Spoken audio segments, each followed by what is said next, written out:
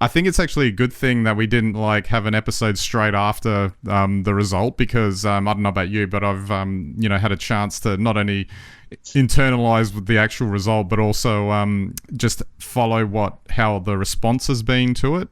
And the thing that's fascinating to me about it is that the all the different types of reactions, whether they're wise or not, or whatever, and it just kind of made me laugh in a way, because it was like just a clear result. So, like, unlike 2016, where it may have felt like a electoral college technicality that Trump won, this was like fair and square. No, he got voted in. No question. There's no argument.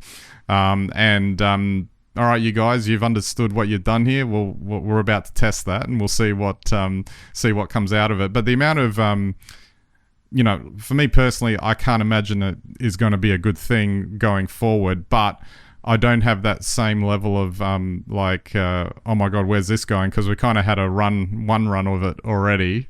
And of course, he'll probably be a bit more unrestrained this time, based on the people he's surrounding himself with this time. But the thing that all the reaction online to it is like, well, what were you expecting at this point? With everything that's going on, it's like, you had your shot there, and he won. So you're gonna have to get on with it now. Yeah, well, it's certainly kind of all new, but the same. It's no question this time round, Donald Trump knows what he's doing in terms of the processes. I don't know if he actually knew what being a president would mean in 2016, but he knows this time around, and he's working hard ahead of day one to make sure that he can start doing all the things that he's promised within those first 24 hours. So that'll be something else to entertain us in the new year for sure.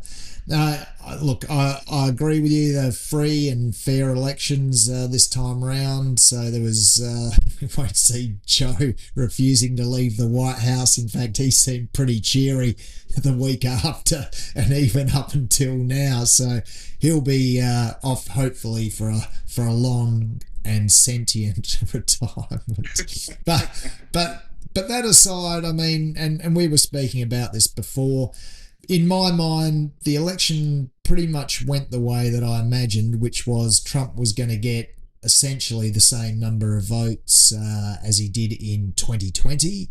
The question was how many votes would go the Democrats' way?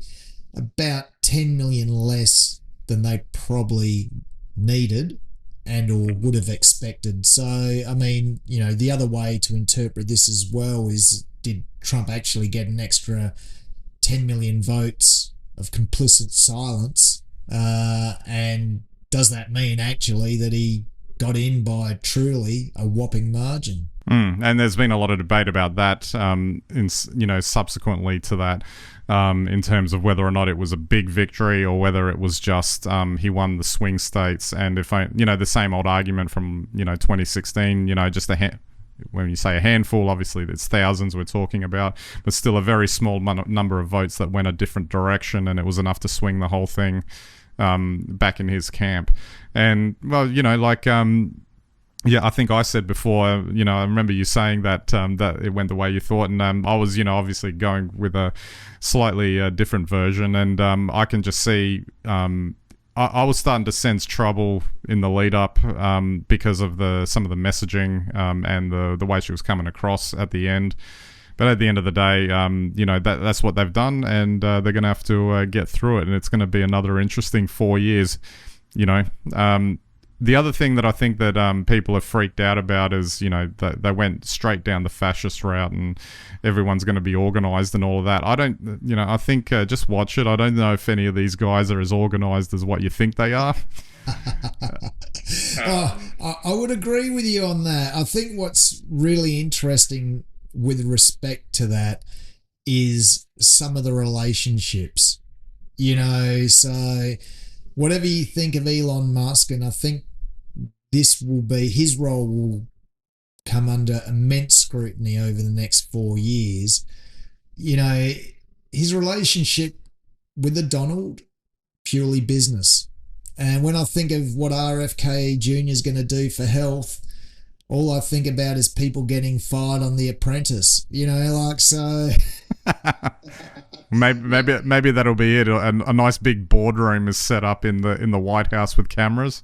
Look, I think we're going to see the equivalent of that this term. I think it's going to be run a lot more in a lot more familiar, dare I say it, format. To the entertainment Apprentice style. Oh well, at least that'll provide some amusement, even though it's dark, I guess. It will be dark, but it's going to be funny.